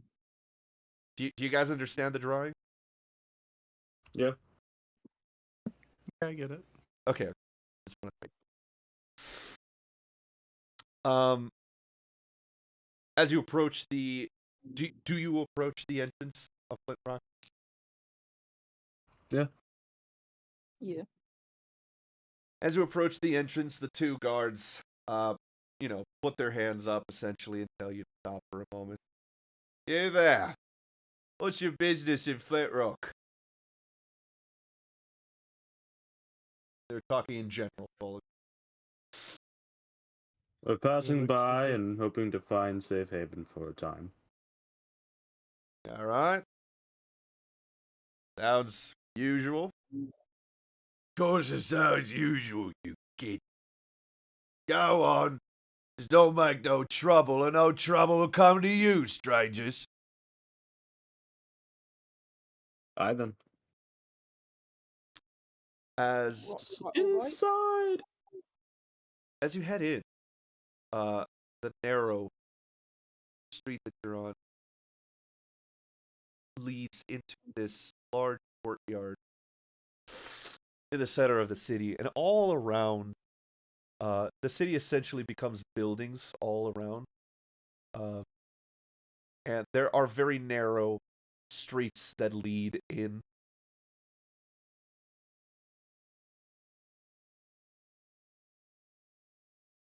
Um,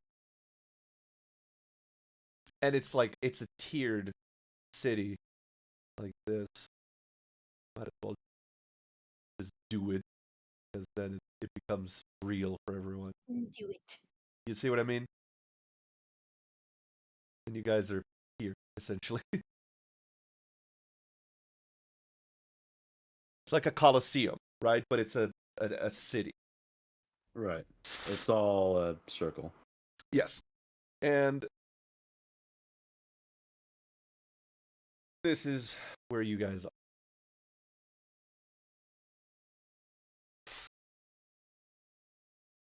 Dumbass is here. As you come to a stop in the middle of the city, Kirith turns over to you, Ethel, and says, I think someone is happy to see you. She points in the direction of the tavern. Is someone standing outside the tavern? Standing outside the tavern is a large Goliath of a man wearing a cook apron with a big smile on his face and waving what is essentially a piece of cloth, a rag.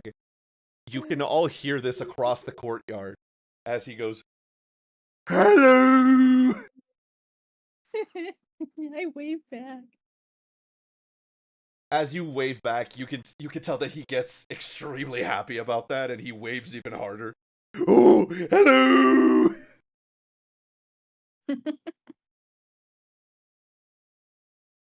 And standing by the entrance of the inn, you also see three women, three tieflings, a red one, a deep purple one, and a light pinkish one. And they all wave at Kirith and Eddie Filden.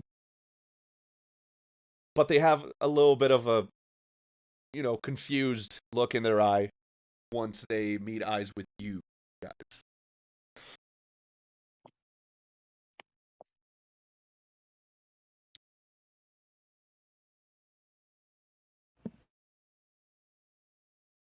Do you know them, Mathilden? Listen, okay, what were the other two names again? I'm really sorry. I remember Antigone and Antigone, Ophelia, that was it. and Okay. Teresa. Yeah. Fucking God, it's been a day. Yeah, they're friends. I start walking over to them. I just want to go the fuck back to sleep. Do you just pass by them? Well, no, I want to go talk to my friend. Okay, then talk to your friend. But like tavern, good is a good move. Inside the tavern, you mean? Just towards the tavern. I don't know. So you said they're outside the tavern. Yes, they're standing right outside of the tavern. Yes.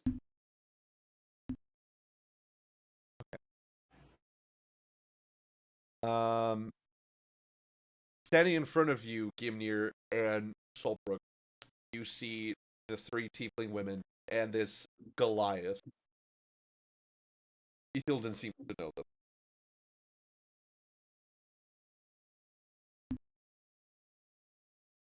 Who are these friends of yours? I guess I wave my hand and be like, this is Ophelia, Antigone, Teresa, and that is Jerky. Hello. Good boy, Jerky. Ophelia, the dark purple tiefling, takes a step forward, and she looks at you, Gimnir, and she says, "Well, would you look at that? Are your muscles as big as your armor?" I train pretty hard, I guess, but do you know where I could find a blacksmith? Oh, please. You can hammer your metal as much as you want later. For now, why don't you boys? And she approaches you, Gimnir. She essentially puts her hands on your armor, and she's very close to Gibnir takes a half step back and is just like, respectfully, ma'am, I'm not interested. you. Well, look at that. Are you always this articulate? And she looks over at you, Saltbrook, and says, "Pussycat over here is a bit flimsy when it comes to this. Would you like to come inside and have a drink? The tavern is open."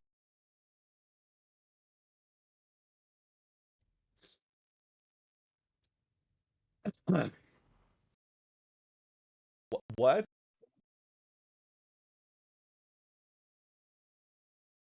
Yeah, sure. Let's get some alcohol. There we go. Someone who knows the good things in life. And she looks over at you, Gimnir, and winks. And starts heading inside. Ethel, Antigone runs over to you. And she takes your hands in hers. And says, "I was so worried about you. Are you alright?" Still breathing. From behind you, you hear Kirith say, "And I'm here too."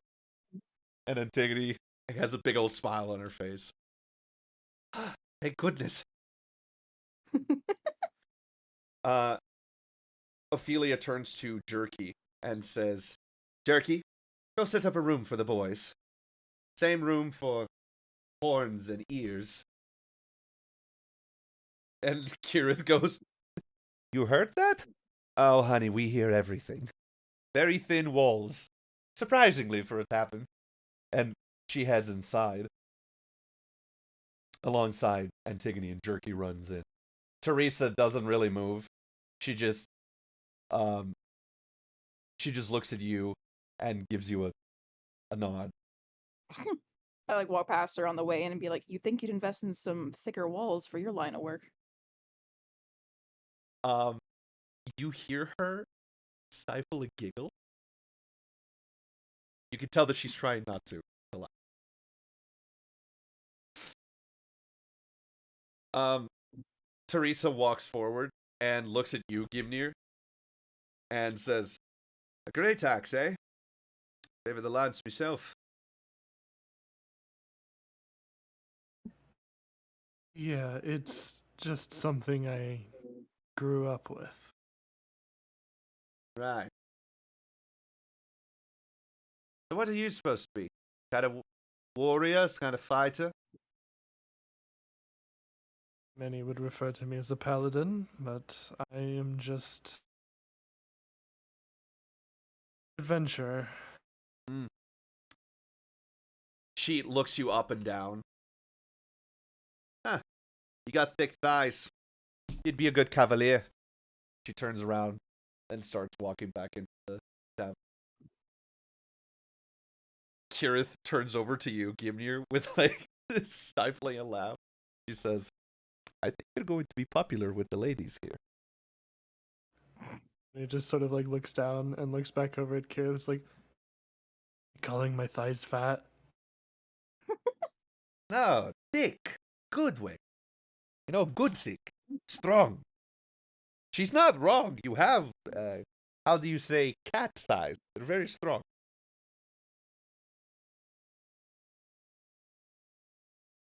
She is correct. You have very meaty thighs. Seven says, and he starts walking into the tavern. Near size, it's like 7, and he just follows. Saltbrook, do you go with? I'll go into the tavern. All right. We can stop it here for tonight. We have done 2 hours already. I will allow, since you're now in a city, if you have purchases that need to be done, if you have business that you need to conduct, such as sending a letter back to Wyndburgh, or, trying to figure out what's happened to your caravans and whatnot, receive your money, that kind of stuff. Make sure to text it to me. I'll be more than happy to handle your legal stuff while in town. And yeah, we'll end it here. I'm gonna send Dirk and Ike hate mail. You're free to do that, so long as you write it out. I want to know how much my trade routes made. I will give you the answer right now, actually. Cool. You made at Billiard, Summit Hall, and Grudhog, right? Yes.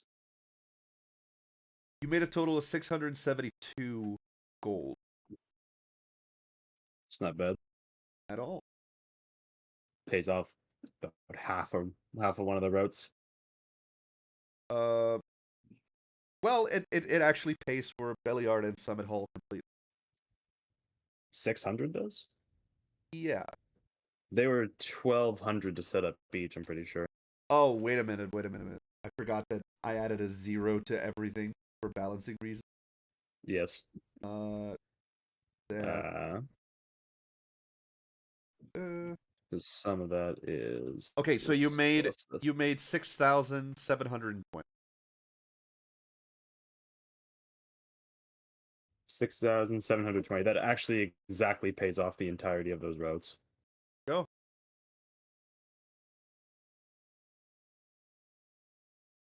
I'm trying to see if I bought any trade routes. I don't think I did. I don't believe you did. I was the only one who invested in that. Well, your trade routes, Saltbrook, are established and functioning. Your first week, you have, you didn't make any profit. But I did break even. Yes. So that's the important part. Exactly. So as time progresses, maybe the trade routes will get better. Depends on the geopolitics of the sort of roads. Ethel, would you like to do anything?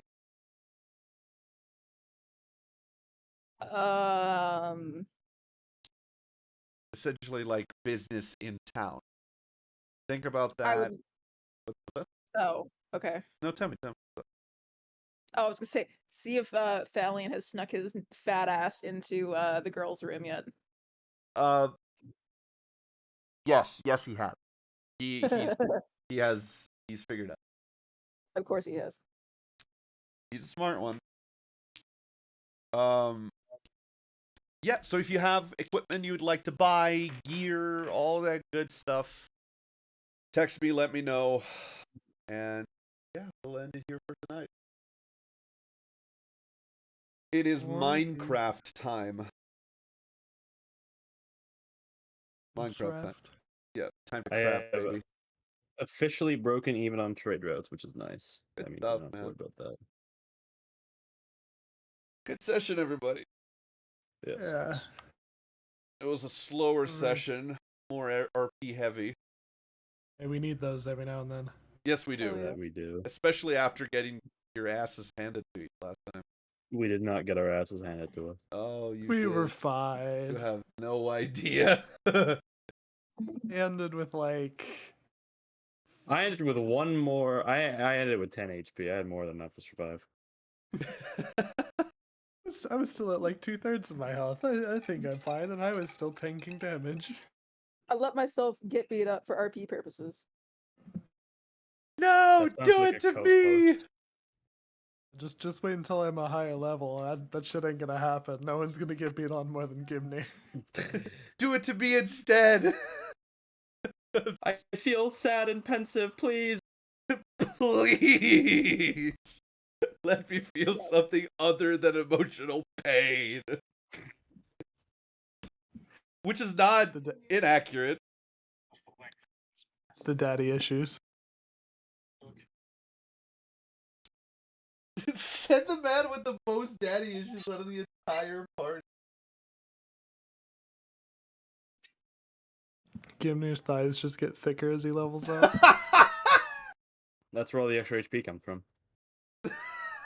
I mean, if he's gonna be a cavalier, he's gonna need thick ass fucking thighs. He's gonna make the thigh singularity. Oh my god, they just turn into a single thigh. Thigh gap Yeah, is but a myth. by the way, the thighs getting big every level was Tessa's joke. That is, I need that in drawing form. It's just tiny Run, torso no, Gimnir Run, no, with that's huge. inflation. That's inflation. No, coming down, no. huge muscular ass thighs. Alright, I need to find the dice that just fell off of my desk, grab dinner, and then I'm gonna head over into the Minecraft. Minecraft. Good night, everybody on the stream.